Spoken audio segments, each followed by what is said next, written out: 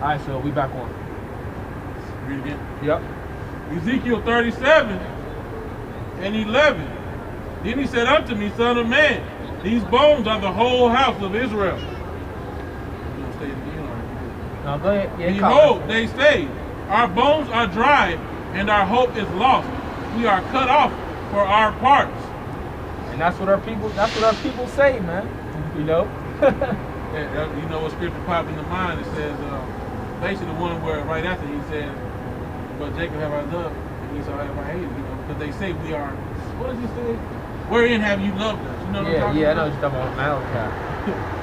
Yeah, let me read that again. Ezekiel 37 and 11.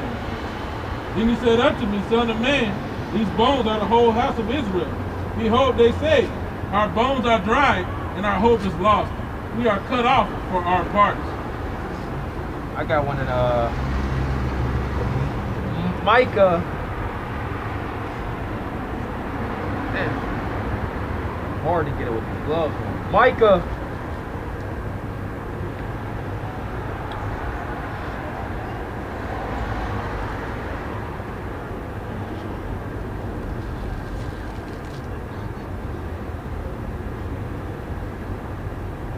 Micah 3 verse 2, it says, and I said, hear, I pray you, O heads of Jacob, and ye princes of the house of Israel.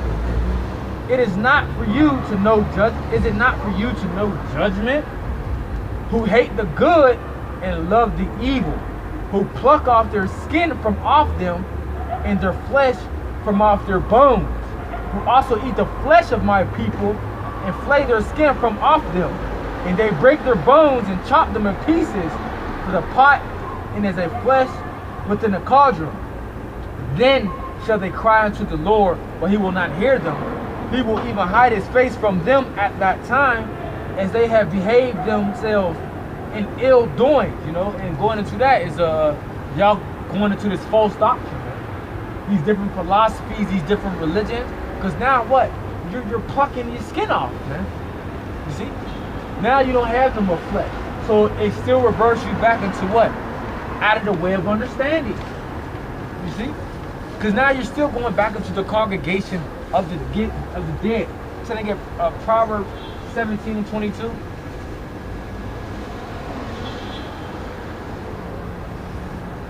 Hey, so that's what happens when you take a hold of these different religions, man. Or these different false doctrines, man. You ain't doing nothing to yourself but plucking off your the flesh off your bones, man. You know, and that's also happening when you listen to these false prophets. Israelites is teaching y'all this madness and y'all listening to it. 22. Proverbs 17. Book of Proverbs 17, verse 22. A merry heart does good like a medicine, but a broken spirit drieth the bone. There you go. See? So y'all ain't coming in the spirit of y'all Bashim Yahushua. If y'all ain't got the Holy Spirit upon you, then what? What it say? But a broken spirit drieth the bone. Broken spirit drive the bone, man. Yep. So y'all spirits is broke, man. Y'all ain't, cause why? Y'all don't got the spirit of Yahweh Bashim Yahushua. Come. You know, that's why the scriptures say is Jacob a homeborn slave, you know? Because your spirit of being a royal nation is broken. You know? You happy and you content with the bottom of the barrel, you know? Yeah. That's a broken spirit, man. That's why you a dry bone walking around these streets. You know? And that's a beautiful one you pulled, right? I think it's in Matthew. Which one? That the dead buried or dead. Oh, yeah. What is it, Matthew 8 or 4?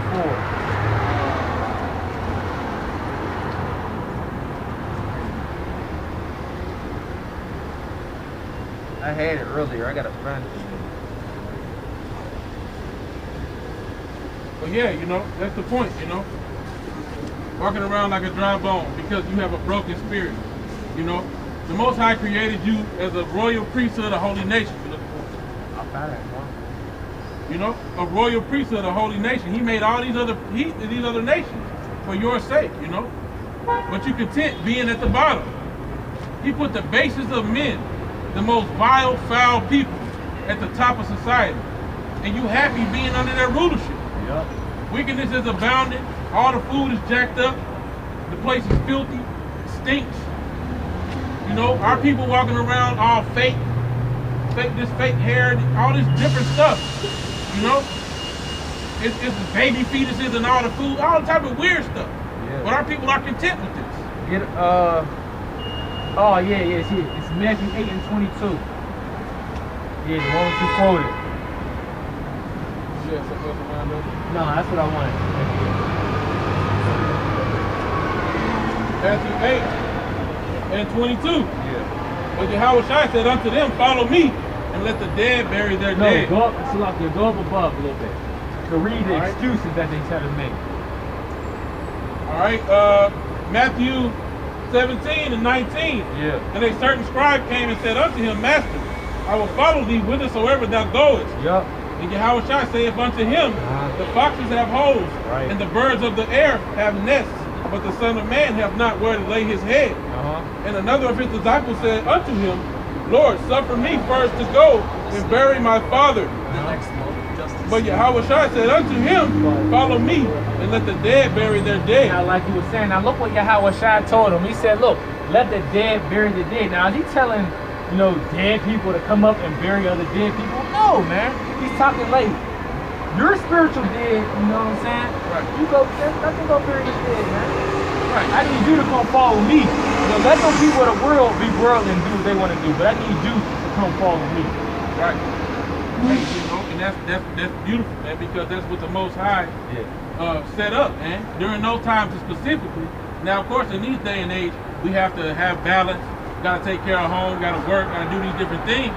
But back, hey, I remember you. What's up, brother? How you doing? All right, brother. But back in them days, you know, like he told that young man, he said, "Sell all that thou hast and come and go with me." Yeah. And the young man went home sad because he valued his earthly riches more than the Savior, man. So that's where you got to let your eye be single. That's where it's got to be first and foremost.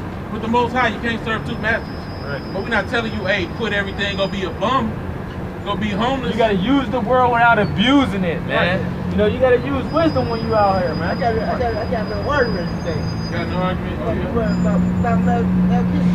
One second. Let me get this. Luke 9 verse. You all right, bro? Luke 9 verse 57, it says, and it came to pass that as they went in the way, a certain man said unto him, Lord, I will follow thee wheresoever thou goest. And Yahweh said unto him, foxes have holes, and birds of the air have nests, but the Son of Man have not where to lay his head. And he said unto another, follow me. But he said, Lord, suffer me first to go bury my father. And Yahweh said unto him, let the dead bury the dead, but go down and preach the kingdom of Yahweh Shem Yahushua. Oh man, my bad. Hey, all right, brother. Bro. Hey, catch us next time, man. We'll ask you a question. So that's what he said, man. The Lord said, hey, man. First, put this kingdom first, man. Seek ye first the kingdom, he will add all things unto you. But in this particular situation, you supposed to be doing the work. And the scriptures also tell you, forsake the foolish and live, man. Yeah. So hey, look, if it concerns you, the salvation of your soul, sometimes you gotta let stuff go, man. You know, your mama tell you, hey, you don't eat this ham and celebrate Thanksgiving, I'm kick you out. Well, look, deuces, man. I gotta find something to do. You know? Because I can't eat that pork. You see what I'm saying? So, I mean, you know, be not ashamed when it concerneth thy soul. This is about you working out your own salvation with fear and trembling. Yeah. All right? So in that particular situation, he told him, look, if you're going to come with me, you need to come right now. Because the scripture tell you, no man putting his hand to the plow and looking back is fit for the kingdom of heaven. Yeah. So he set the option before. What you going to do? You coming with me, you're going to get down, you're going to go back into the world and lay down spiritually. Yeah, so the main point was saying, look, man, this is more important. Follow me. We got work to do. You know? All right, so back to Ezekiel 37. What was he at? 11? We read 11. I could read. I'll read 12. Ezekiel 37 and 12. Hey, how you doing, sister? You know you're Israelite, right? Yeah. Okay. Therefore prophesy and say unto them, thus saith the Lord Yahweh, behold, O my people, I will open your graves and cause you to come up out of your graves and bring you into the land of Israel. You see? And that's what you were saying earlier. You know, by us being getting this word, being awoken to the truth, getting the spirit, believing on Yahweh Shai. See? Hey, what's up, bro? What's up, bro? Having I said, hey, opening your grave, allowing you to wake up and come back to this truth, man. Yep. That's that love, because the scriptures tell you, because Israel is considered the Most High's woman. And the scriptures tell you, once a woman leaves and go, spiritually we left and we served other gods, we became filthy. Yeah. But the Most High still was like, you know what, I'm going to go ahead and bring y'all back. I'm going to accept y'all back. That's another reason I feel like spiritually, this is me speaking as a man, why it's not easy. Because we messed up so bad, hey, you ain't going to just walk back and it's just going to be cool. You got to gain that trust again, man. Mm-hmm. I got Isaiah 26 verse 19. It says, thy dead men shall live together with my dead body, shall they arise. Awake and sing ye that dwell in dust. For the dew is as the dew of herbs, and the earth shall cast out the dead. Come, my people, enter thou into thy chambers, and shut thy doors about thee. Hide thyself as it were for a little moment, until the indignation you have repaid. And them chambers is talking about them chariots, man. Right. Those chariots of salvation. Because like I said, it's going to be that sea of glass mingled with fire underneath the feet of the elected that being caught up into the sky like Yahweh Shai was, Yeah. If he don't come back, when he come back, it shall be, what it say, shall no flesh be spared, Yep. The righteous shall scarcely be saved. So, hey, man, he going to say, come up hither, and simultaneously, them nukes going to be hit, man. Yep. Go ahead, bro. It'll be crazy, man. Ezekiel 37 and 13. I started 12 again. Therefore prophesy and say unto them, thus saith the Lord Yahweh, behold, O my people, I will open your graves and cause you to come up out of your graves and bring you into the land of Israel. Keep going. What, you got 3 songs? Oh, okay, yeah. Ye shall know that I am the Lord when I have opened your grave, O my people, and brought you up out of your graves. And shall put my spirit in you. And the Lord brought us up out of our graves through what? The word, man. We were spiritually dead, man. We was in them graves, Hey, but that's why it says what? Prophesy to those bones, man. That what? That they may live. Yep, they can get that breath of life, man. Yup. And ye shall live, and I shall place you in your own land.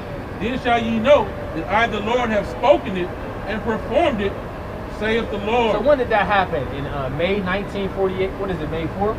1948, the Balfour Declaration, Right. When they put the fake Jews declared that that land of Israel was their state, or whatever, how they did that. Nah, man.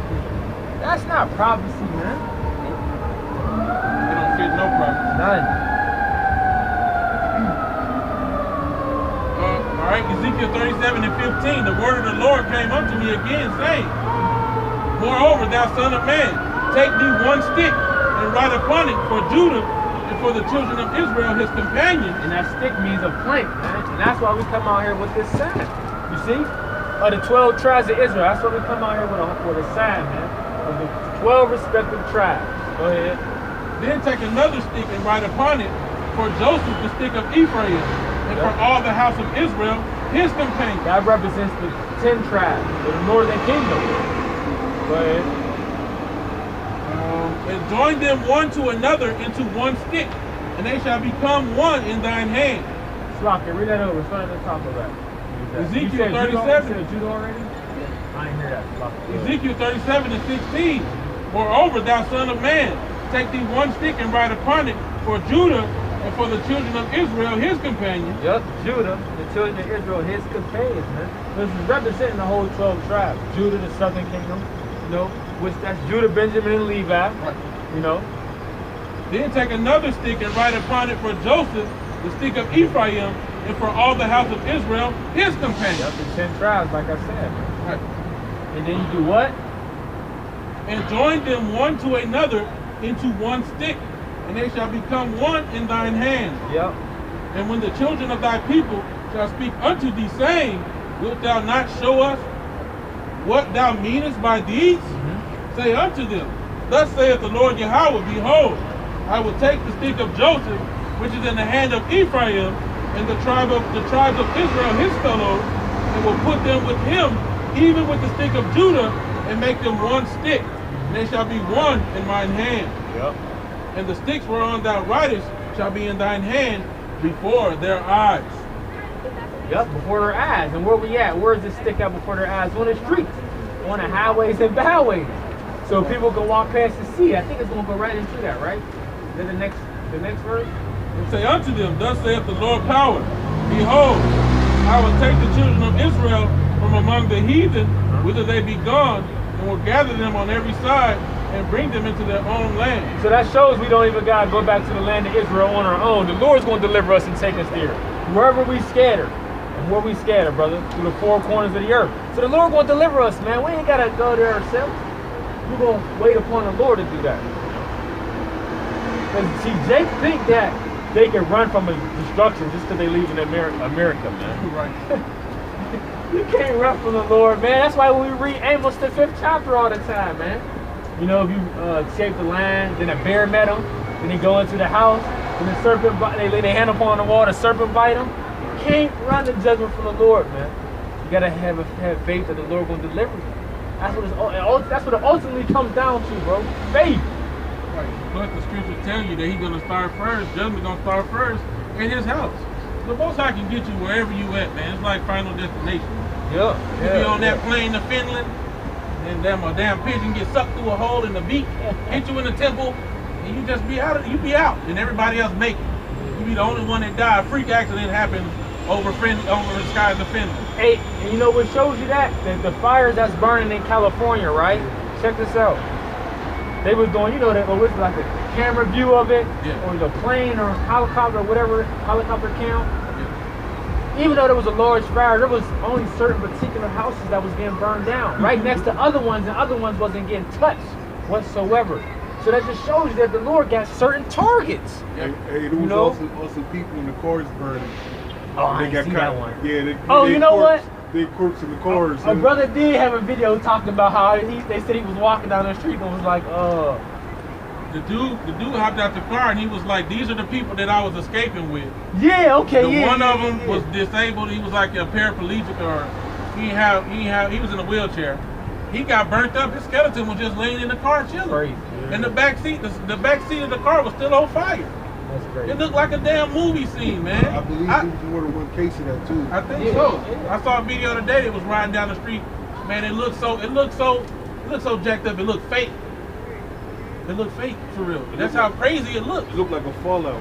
Yeah. It looked like a nuke hit that. And that's not nothing with the Lord got. That's nothing compared with the Lord got coming to this place, man. So if incidents like that don't make you fear the Lord, then I don't know what to tell you. I don't know what to tell you. See, Jake, man, boy, Jake got it. They got their mind of their own, man. Right. You know. So are these events happening at the same time? Are they happening? Like the war, and then like the Jacob's trouble and all that. Like, because it seems like I can't really put it in order. It seems like it's all over. Well, to be honest, you know, exactly, we don't know exactly what order it's going to be in, you know, but we know we know World War III is going to eventually have the missiles launched off, and that's the end all be all, you know, so Jacob's trouble was going to have to be before that. Yeah. Right. You know, Savior told us, Yahushua told us, there shall be wars and rumors of war. Yeah. You know, even so, the end is not yet. You know, this is the beginning of sorrow. Technically, we've been at war since 2001. You know, when the World Trade Center got hit and he declared terrorism, we ain't left since then. So since then, it's been wars and rumors of war. Yeah. But now things are ramping up. Yeah. More natural disasters, more prophecy coming to pass concerning the 10 horns, and which is NATO and the EU coming to hate the beast or hate the whore, which is America, Babylon the Great. So now that their hatred is being shown more openly for the whore, the next step is for them to burn it with fire and to devour its flesh. Right. You know? For the missiles, we know for sure that famine, pestilence, that's all part of Jacob's trouble. Right. You know? So I mean, Right. And we know in part and we prophesy in part. So we can't say, hey, look, the famine's going to come first before the race wars. And, Right. you know, but we know it's all coming. We don't know how it's coming. I mean, What we're trying to figure out.